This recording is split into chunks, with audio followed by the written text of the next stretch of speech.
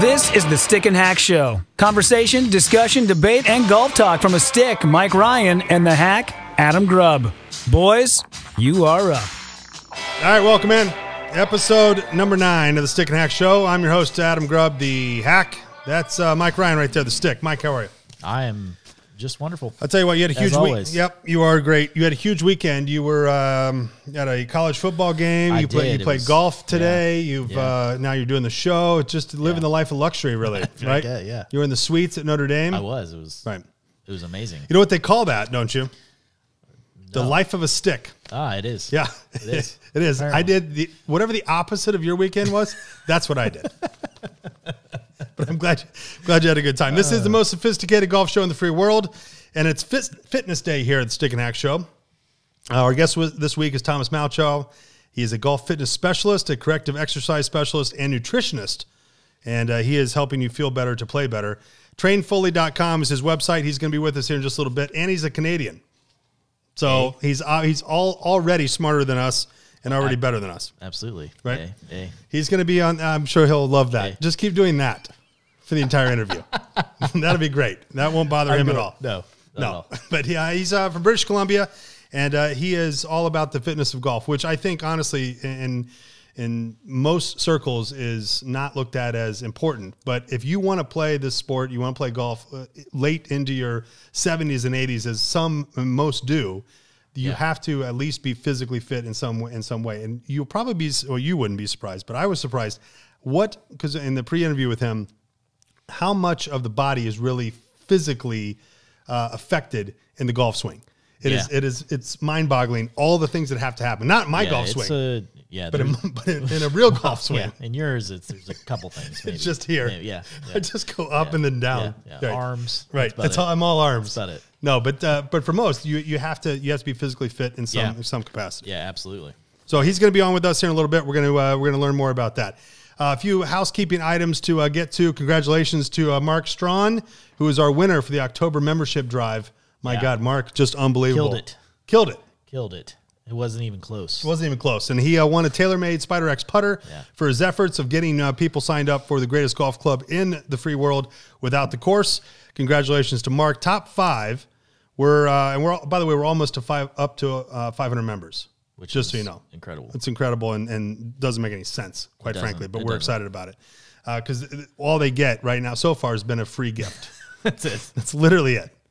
And maybe a laugh or two. Yeah, maybe a laugh. But that's about it. That's it. A gift and a laugh. That's not bad for signing up. Yeah. Top 5, Mark Strawn. Second place was Matt Vaught. Third place was Ryan Stoltz. Fourth place, Peter Dorer. And fifth place was Mike Kalazin. Not gonna work here anymore. What's his name? Kaluzinski. Mike Kaluzinski, my man. Congratulations. Top 5 membership drive winners for the month of October for Stick and Hack. All right, first up here, Mike. This was sad news in the world of golf. Yeah. In my opinion. I don't know where you sit, but in my opinion, this was sad news. Peter Kostis and Gary Mccord are out at CBS. Davis Love III is in. Yeah. So, Peter, for those of you who've watched golf coverage any weekend, Gary McCord and Peter Kostis have been mainstays and staples of CBS golf coverage for years. Absolutely. How do you feel about it? They're out. I'm not happy about it. I think it's probably one of the dumber things I've seen CBS Sports do, ever. Here's what they said. I just don't get it. Here's what they said, that the coverage of golf had gotten stale. Yeah, but I agree, but they're not. Why? In fact, they're the opposite. They're the opposite. You know what the cool thing about Peter Kostis and Gary McCord are? I think they are the stick and hack of CBS golf coverage. For sure. So Peter Kostis, he was the one that did the Konica Minolta swing biz, right? He does swing vision. Swing analysis, does all of these great. And he was unbelievable. He did it in a way that hacks could even understand something. They could learn something from his analysis of the swing. Yeah. Gary McCord was the hack that was out there that was just that would not he would not edit himself at all. No, and he was comic relief, and it was fantastic. And he was enjoyable to listen to. Absolutely enjoyable. And he made golf fun to listen to. He's correct. Absolute personality, and correct. Is and will remain one of my favorite characters in golf. So what happens after you get? I mean, will he go to NBC and Golf Channel? I would think he'll get picked up by somebody. I would be shocked. If he's only what, mid-60s, somewhere around there. I read an article and I'm trying to remember what he said his age. I think he might be in his 70s now, but I can't remember that for sure. But he has a youthful spirit and he has the hack attitude. He was a Division II athlete. He wasn't incredible. He never really did anything, if at all, on the PGA Tour. But yet he goes out there and he's like, hey, here's what I'm seeing. He's been around the game for 40 years. Yeah, he was mildly successful on tour. But it was, for him, it was just the personality, the way he interacts with people, obviously the famous mustache. Yeah. Right. That's the Tombstone mustache. Yeah, absolutely. It's fantastic. Could you do that? You should do that. I should not do that. I disagree. You absolutely should do that. I think those around you would applaud you for your efforts on that. My wife would not be happy with that. No, who cares? That's fine. All right. What are some ways that golf can be exciting to watch? So we talked about how that there are personalities in the game and that CBS. So Peter, what's his name? Sean McManus, the chairman of CBS Sports, announced that that Love was going to join the network. Yeah. And that they were stale in their coverage, and that the two-time Ryder captain and PGA champion Davis Love III is the perfect fit for CBS.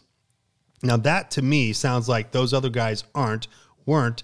And when you hear the word stale, and Gary said, I've never been called stale in my life. The fact of the matter is I was fired. Where do we go from here? How's it exciting to watch? I just don't understand it because, well, I love Davis Love III as a golfer. I don't know what he's going to be like on the television broadcast. Exactly how his golf game is. I know for sure he's not going to be he's not going to be Gary McCord. No. So I guess they want a less entertaining brand of commentating, I guess. I don't know. I just don't see Davis Love III like. I don't see him doing much of all. He's literally probably the straightest laced dude I've ever seen. What sucks for me is that if trying to bring people into the game, right? Trying to bring people to golf and then to take away your personalities of the game and say that, hey, we're going to bring somebody in who is dull in his game. I mean, Davis Love III wasn't exactly the most theatrical player in history. Yeah. That we're actually regressing from what we are trying to achieve, which is bring more people into the game, younger people, and have these personalities be that, not just announcers of golf. Because let's be honest, it's not exactly the most exciting sport to watch unless there's some 17th, 18th hole drama and you love golf. Right. Those guys brought that personality. So I think it's a bad decision. I absolutely agree with you. I mean, I'll be interested to see what it's like once they get Davis on there. I just wish, in the way I read the article, I just really do wish they would have given Mccord and Kostis a chance to kind of like have their one last rodeo. Yeah. And they both said that they just would have liked to have been able to like say goodbye to a lot of the people they've worked with, sponsors they've worked with, you know, at a lot of the venues. Maybe they'll get to do that at the U.S. Open with Fox and Joe Buck. I would be interested to see. I feel like Gary McCord and Joe Buck would be an interesting. I can't even imagine. It's almost like this. Combo. It's almost like this. Yeah, I feel like McCord would definitely give Joe Buck a little bit of shit. I couldn't agree more. Yeah. All right, so how do we make golf coverage better, and what makes great golf coverage for sticks and hacks? Because when we're watching the game, you're watching it differently than I am, and you're watching the coverage. Yeah. What in your opinion makes great golf coverage on TV? That's the thing, and that's what I just don't understand about this is like with guys like McCord and Kostis, like I felt like they kept the lighter side of things. I think like if you're all serious all the time and it's like just Jim Nance and now Davis Love III. Hello, friends. Yeah. Right. That's it. And I mean, they've got Faldo. Faldo, I think. I like Faldo. I like Faldo. I enjoy watching him. I think he's got personality. He brings a little levity to things, but I feel like taking. You like Dan Hicks? Dan Hicks is okay. Yeah, I don't mind him. Right. Honestly, Nance, I'm about done with that. He's okay. I'm about done with that. That's a big take here on the Stick and Hack Show, which I'm sure will have ripple effects through the golf community because of our importance. But I'm good with him for the Masters. Yeah. And now let's just go. It's kind of like Joe Buck on the playoffs. I feel like in the Nance MLB. takes himself too seriously. Yeah. Like at all times. I agree. All right, so I guess we can't. Let's get Gus Johnson in there. Let's get Gus Johnson in the golf coverage, right? In Lexington. Yeah, but I feel it'll be a lot of. I love it'll Gus be a Johnson. lot of disappointment for him. Yeah, because there's nothing. He missed it. Missed it. What about John Sterling? You know who John Sterling is? That idiot with the Yankees. He's the radio announcer. He's been there for 187 years. So okay. Well, yeah, he's the worst, and he's the one that comes you. up with the rhyming home run calls. Oh God. So when Bernie Williams used to play for the Yankees, he would say Bernie goes boom. Yeah. Mark Teixeira, he'd say Mark Teixeira sends a text message to right field. It's literally the worst cringing announcing in the world. Worse than this. Okay. John Sterling. You know how many Yankee fans we're gonna hear from now? Good. Bring him on. John Sterling sucks. It's gonna be. That's where I stand with this. Oh, there goes our Twitter. I didn't say the Yankees sucked. Well, that's I true. said that John Sterling, their radio announcer. I'm sure there's plenty of them. Do you know how many New Yorkers will be all over you on Twitter now? 17. That's true, because no one knows who we are. I would say if there more people in this room are annoyed than I'll hear from for Twitter. True. All right, let's move on to Thomas Malchow, golf fitness specialist coming to us from Canada. Thomas, welcome in to the Stick and Hack Show. How are you? I'm good. Thanks for having me on. Hey, we appreciate you taking some time. And let's just first off, I just want to kind of showcase your vista there. That is not a green screen, correct? That is not. That is actually where you live. This is where I live. Yeah, it's beautiful. Right. Absolutely stunning. We're lucky that it's not raining today. It quite often rains here, so we lucked out with the weather. All right, so tell the listeners where you are that are listening to this.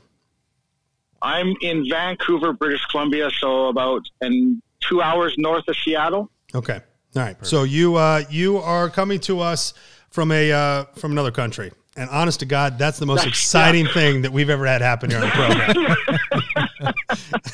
Yeah. It's true. We're international now. Yeah, we are indeed. Absolutely. We are indeed. All right. So you graduated in 1999 with a Bachelor of Science in kinesiology.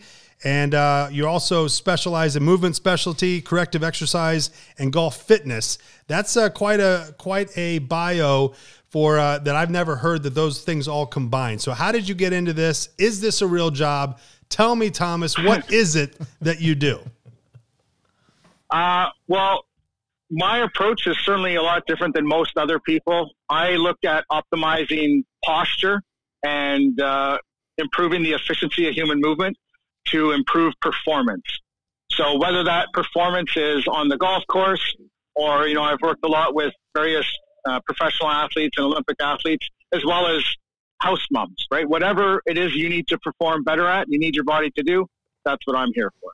All right. So when you went into school and you started studying, I can assume biology and science and that type of curriculum excited you, but then you also had this athletic side of you. Is that your history? Have you worked with athletes for most of your career? Where'd that come from?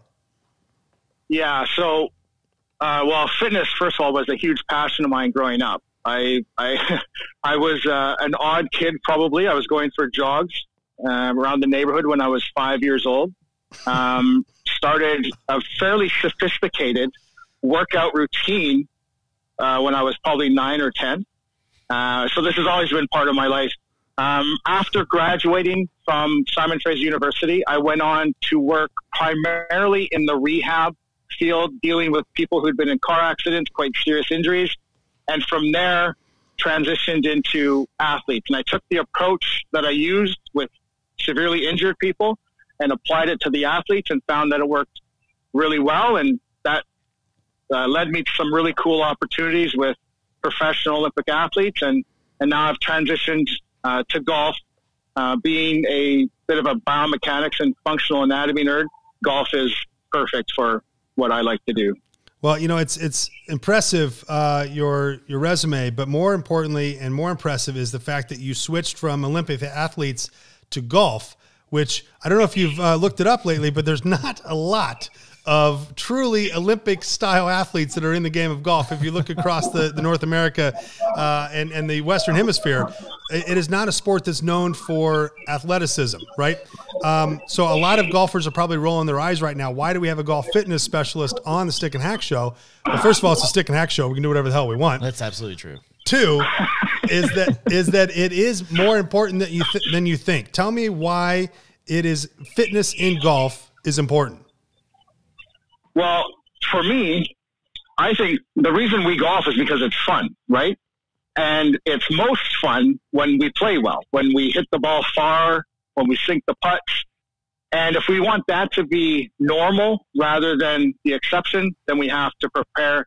And how we prepare depends on what our abilities are, right? And so if we improve the efficiency of our human movement, we increase our capacity, that will allow us to practice more. It will also increase our golf athleticism, allowing us to hit the ball farther and more accurately. So it's extremely important, especially if you want to avoid injuries. Yeah. And when have you seen like this? I think like recently golf fitness has become a thing. I felt like it's in the past, it was never, golf fitness was not really talked about a whole lot. But I feel like recently in the last few years is when we really started to see it catch on. Like when were you seeing that golf fitness was starting to become a big thing? Probably with Tiger. Yeah. I think that was the first time that I noticed a golfer starting to really get into the gym and try to pull every little bit of athleticism out of their body. I think, and he's not here to defend himself, but I think that... Yeah, where the hell are you with that, Mike? Why isn't Tiger here? Yeah. Next week. Some of the injuries that he's had to deal with in his career probably were a result of the way that he was preparing. And I still see that a lot in the industry or in golf. And so that's one of the reasons my team and I have sort of come on the scene and trying to help people out, because the injuries in golf are getting quite catastrophic and they're affecting a lot of people. Yeah. Now you have a website called trainfully.com. You have a very impressive Instagram following and Instagram content. You are 100% about the fitness of one's body for the sport of golf, but also it goes into tennis and other athletic activities, I'm sure. But your job is to showcase, here's how you prepare your body in 5 minutes a day, 20 minutes a day. You're not doing things that are bench pressing 400 pounds and training with the Navy SEALs and all this stuff. This is just basic stuff that somebody can do to help their body, correct? That is correct. So when I look at, say, well, we're talking about golf and that's what we do. So if we want to get better at golf, we have to prepare correctly. Right. And so if we prepare incorrectly, that can be just as harmful. And in some cases, and in most cases, actually more harmful than not preparing at all. Right. And so if we want to prepare to play well, if we want to hit the ball far and accurately, there's two main areas we need to put our attention. One is, like I said before, we need to play and practice more. And if we're going to play and practice a lot, that means we're going to have the capacity to play a lot of golf. And so we're going to have to focus our efforts on increasing our capacity. So that's one thing we need. We need more capacity. Another area is athleticism, improving or enhancing our golf-specific athleticism. Now, if we want to hit the ball far and we want to hit the ball accurately, we have to increase our power, we have to increase our coordination, and we have to increase our endurance. So we have those four things that we need to work on: capacity, power, coordination, and endurance. And we can achieve all of that by making our movements more efficient. If our movements are efficient, they're fast, they're accurate, they don't use up very much energy, and they don't use up a lot of our capacity, right? Now, if we take a step back from that, posture is the foundation from which we move. So if we have bad posture, we're going to have bad movement. So if we want to have good movement or efficient movement, we have to optimize our posture. Now, when I talk about posture, I'm not talking about standing up straight, right? I'm talking about precise arthrokinematics. I'm talking about length-tension relationships. I'm talking about optimal force coupling relationships. I'm talking about enhancing your balance, your coordination, and your speed, right? When I think of posture, I think of Muhammad Ali bouncing around the ring. When I think of posture, I think of sitting at the dinner table, my mom yelling at me. Yeah, exactly. That's what most people think about. But you've taken it to a whole new level, Thomas, and we appreciate it. Thomas Malchow is with us from trainfully.com. He is a golf fitness specialist. And, for me, I'm convinced that I have never fully understood how hard the golf swing is on the body until I started seeing people get hurt. And you start hearing about injuries. And Mike, you hear someone injured in golf, and unless you play golf, you go, are you for real? Right. Your wrist hurts. Yeah, I know. Just put ice on it, and we'll see you out there, right? Yeah. But for you know how hard the golf swing is when you're a good player and you're doing everything right, how hard it is on the body. Yeah, you're putting a lot of torque on your back, specifically your wrists. And if you don't have good technique, you're just putting added pressure and exposing yourself to injury. So Thomas, how hard is the golf swing really on the body, and from a scientific perspective?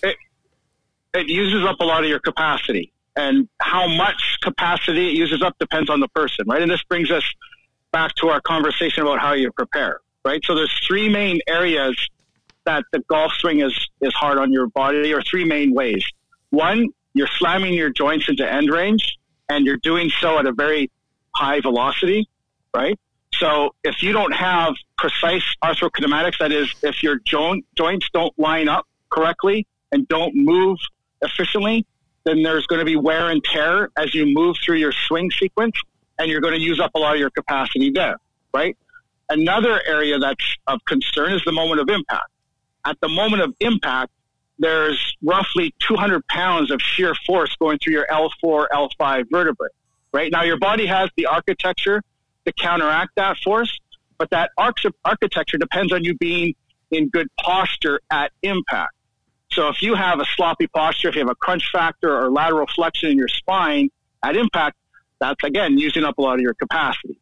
And the third area is how you prepare. And this brings us back to the conversation about, if you prepare incorrectly, that can be just as harmful or more harmful than not preparing at all. If you spent time in the gym preparing, but instead of building up your capacity by working on your posture and your movement, instead of doing that, you were doing squats and deadlifts and Russian twists and using your capacity, then you have less capacity to deal with factors 1 and 2, right? And so it is harmful. It does use up your capacity, but if you prepare correctly, it's not really an issue you need to worry about. Thomas just said 3 things I've never heard of in my life: squats, presses, and Russian twists. Is that something you get at Taco? Can I get that at Taco Bell? What the hell are you talking about? Russian twists. All right, go ahead, Mike. Let me just take a minute to kind of prepare myself. Well, yeah. So one thing, I was thinking about. So Tiger, Rory, Brooks, those guys are all fitness freaks. Apparently, I heard Bryson DeChambeau put on 30 pounds of muscle over the weekend. He did. He gained 30 pounds in 48 hours.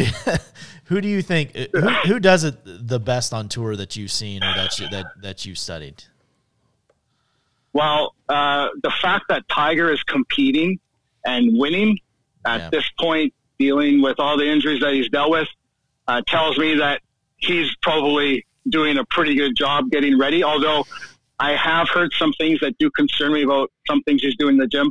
The other guys could all probably use a little bit better focus, right? And DeChambeau I find incredibly interesting. I'm sure that he's gaining this weight because he's thinking that if he gets more momentum into his swing, he's going to hit the ball farther, right? Yeah. And so he gets more massive, he has more momentum, but that's going to depend on him keeping the velocity up, so he's getting stronger. But this goes back to the conversation about, is what he's doing in the gym to gain weight, is that giving him more capacity to swing a golf club, or is it costing him some capacity, right? And what I suspect is going to happen is he might get some improved athleticism or improved performance in the short term, but in the long term, it's going to cause a decrease in performance, and he's probably going to get injured. Yeah. And that's what everyone's concerned about. And as soon as somebody bulks up and gets into the gym, that's what they're saying. And that you're going to get injured. And the only reason people know that now is because of Tiger and because of his injuries over the course of his 20-year career. So let's move away from the PGA for a second and look at those older golfers, right? So and I'm putting us in that category. You know, when you're 40 speak for yourself, Al. We're the exact same age. I think. I don't know. I have to check your bio. We're pretty damn close. But when you get into a certain spot in your body and you just can't do the things you used to do, right? Like walk 18 holes without feeling like your back is going to explode. Or as you get older, what are some exercises, some things that older golfers, 50s, 60s, can do to make sure that they are playing long into their twilight years? It comes back to posture again, you know, and like I said, we're not talking about making sure they stand up straight. We're talking about making sure that their joints line up correctly, that they move, the surfaces move against each other efficiently, so there's no wear and tear. We're talking about making sure they don't have any muscle imbalances in their body. Muscles have a very specific length and tension that they perform best at, where they have their highest force output, where they have their highest coordination and their fastest reflexes. Right? So if your muscles are at optimal length tension relationships, you will be your most mobile and you'll be your most athletic. Right? And so by working on your posture, by making sure your movement is pristine, you're not putting any undue wear and tear on your joints, you're becoming more athletic, becoming more efficient, and you can play well into your 70s and 80s without any concern. And not only can they play, they can beat me. That's the key. Oh, there. Yeah. Right? They absolutely can and have. They're called escape artists for a reason, and it's extremely frustrating. There are golfers that I have played with, though, that are in their 60s and 70s, and I have all the respect in the world and hope that in 20 years, 30 years, I'm the same way. They have such a fluid, easy swing. Their posture is solid, but they're not putting much hurt on the ball, but it's going far enough. They know how to play their game, and they have taken the right steps throughout their career and their life to make sure that they don't have the back problems, they don't have the knee problems, they don't have wrist and elbow problems that the golf swing can do. Have you practiced with people like that before? Have you trained people like that before? Absolutely. We've had all sorts of people go through the program. We've had people who just had back surgery go through the program. We have professional golfers go through the program. And when you're talking about an efficient swing and how that efficiency translates into more consistent ball striking and distance, I mean, I have a funny story about one of the guys who had joined the program, and he was in like week 2, 1.5, 2 weeks in, and he had a tournament that he was playing in.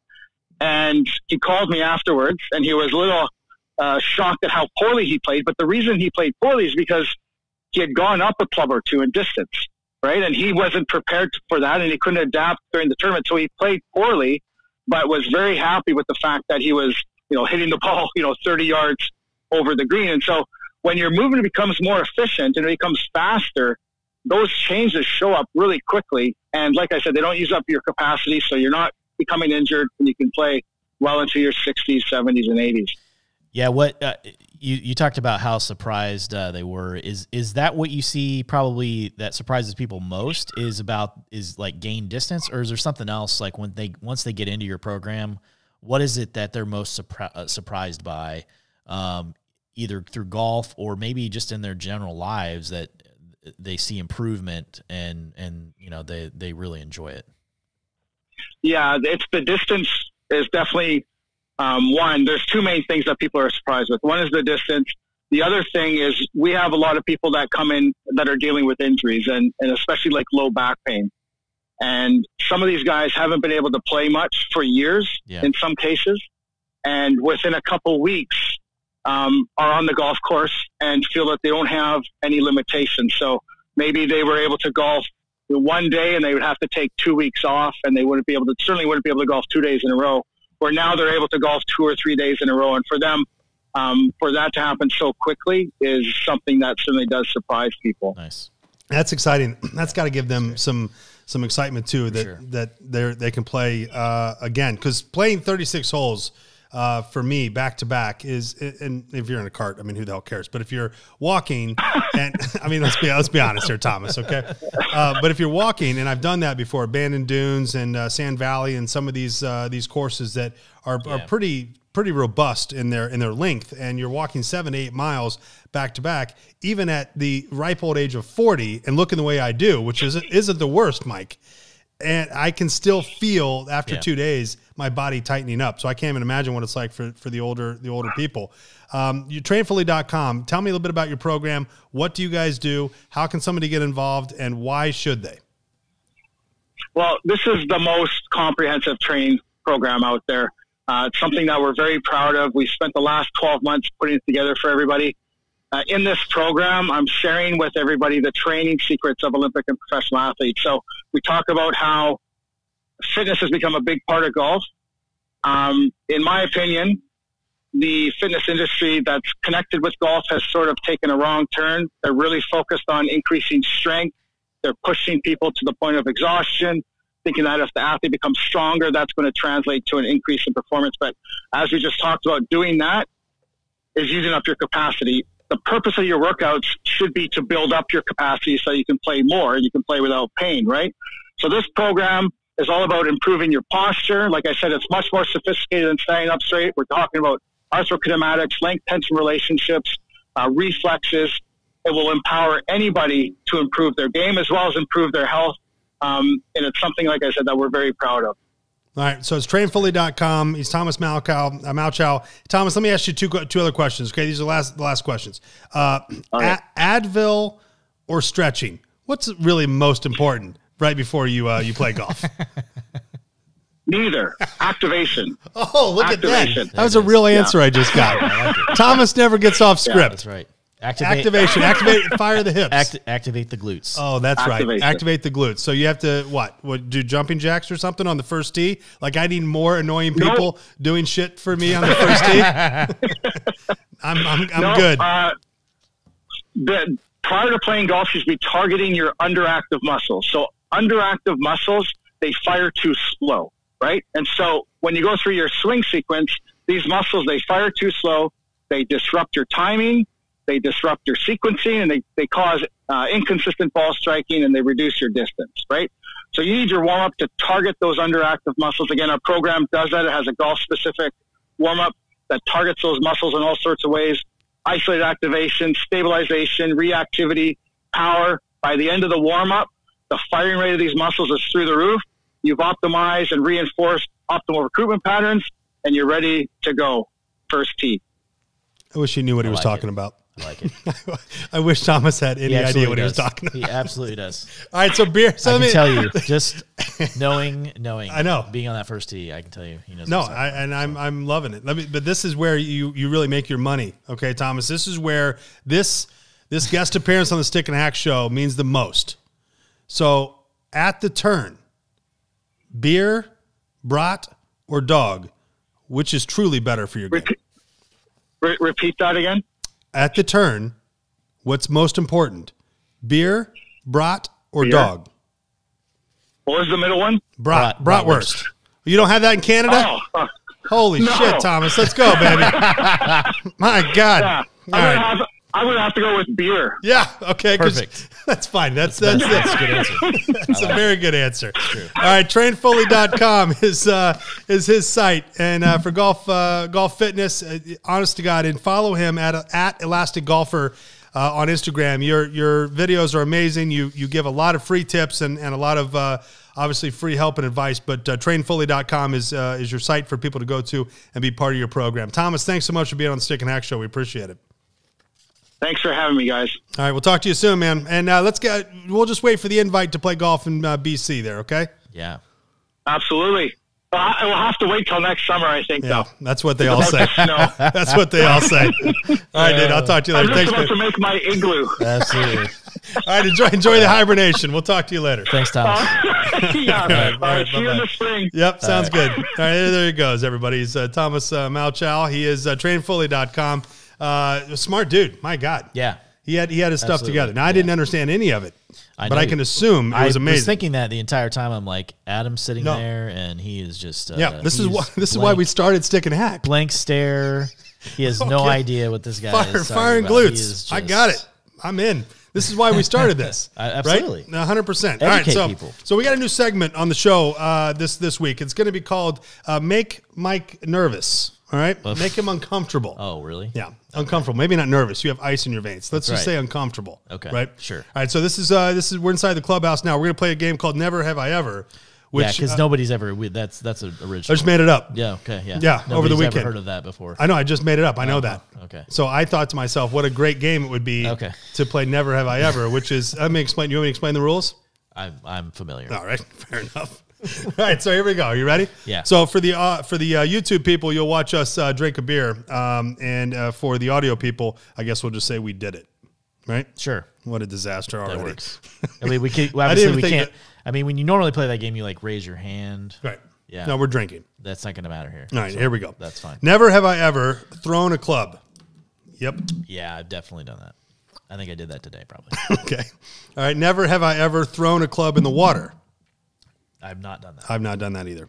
I've watched people do it. I watched somebody do it, and then my buddy do it right after him just for a giggle. I saw somebody throw one into a tree today. Today? And it stuck. Oh, my. Yeah. Oh, that's a new 7-iron that's needed. That was a driver. It was amazing. Oh, jeez. Yeah, it was incredible. That is good. That will be a throw of the day for sure. That will be a letter, I'm sure. Yeah. All right. Never have I ever miscounted your strokes? Yeah, here we go. I've done that. Yeah. I do it every single hole. I can't keep that stuff together. That's unbelievable. All right. Never have I ever played in a PGA Pro-Am. I have not. Oh, I have. How is that even possible? That's just egregious. I have. It's a senior. Does that count? Yeah, whatever. Yeah, I played in a senior PGA. I haven't played in any of them. I was at the Tradition, at Jeld-Wen Tradition out in Pumpkin Ridge or whatever the hell it was, out in Oregon. Okay. Nice. And I have a huge story for that, but thank you. All right, we'll move on. Played with somebody once. Never have I ever. Played with somebody once and vowed to quit golf before playing with them ever again. Yes. Yes. Absolutely. 100%. Not even a question. Typically with you. All right, never have I ever. Lies. Played golf overseas. No, I haven't. Neither have I. I have not. Neither have I. Yet.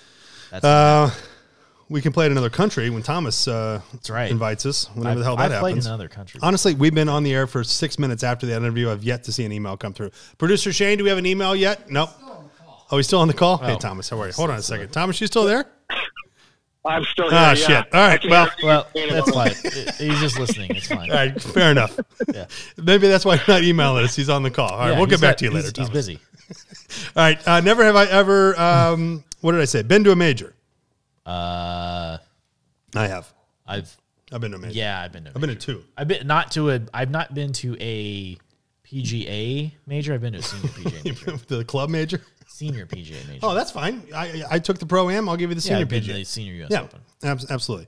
All right. Never have I ever won more than $500 on a single round, like in betting or gambling. Have you ever won more than $500 on a single round?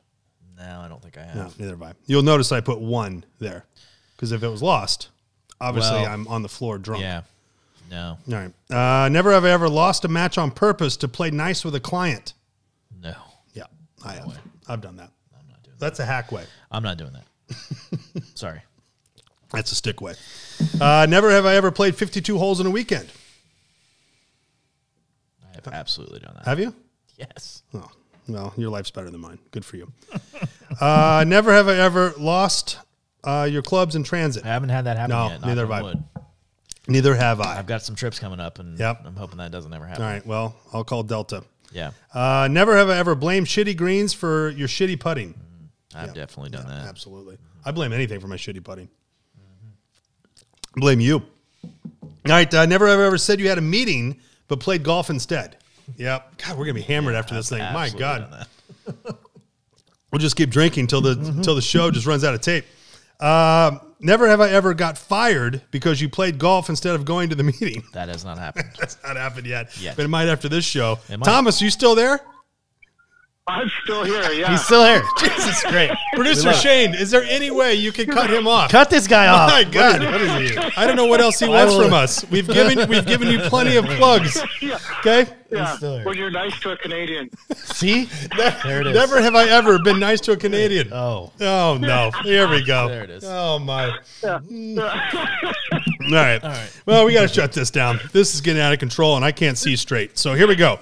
Go to stickandhack.com. Read the stories of golf, including Diary of a Hack, The Corner Office, and our new feature, Psych Factor, which is the mental game of golf. And hopefully Thomas will grace us with his presence with some videos and some content from his site as well on Stick and Hack. And since he's on the call, I'll just put him on the spot. Thomas, you in for that? Absolutely. Not a baby. Yeah. All right. That's it. Hey, that's a fun game, isn't it? Yeah, it was okay. No, I'm into it. I like Oh, it. yeah, you look like it. You're rock solid. Don't I? Yeah, unbelievable. All right. Go to stickandhack.com. Thanks, Mike, by the way. Great show. Hey, you too, buddy. Thanks. Go to stickandhack.com. Read the stories of golf, including Diary of a Hack, The Corner Office, and Psych Factor, our new column on the mental game of golf. Sign up for free membership and get free stuff and become a member of the greatest golf club in the entire world without the course. That is stickandhack.com. My thanks to Thomas Malchow for his time tonight on the show. Mike, have a great week. Enjoy it. And you too, Stick and Hack Nation, become a member today. Do not let us down. You guys have a great week. Peace out, guys. The Stick and Hack Show is now over. Subscribe, rate, comment, and tell your friends. You are now free to go about your day.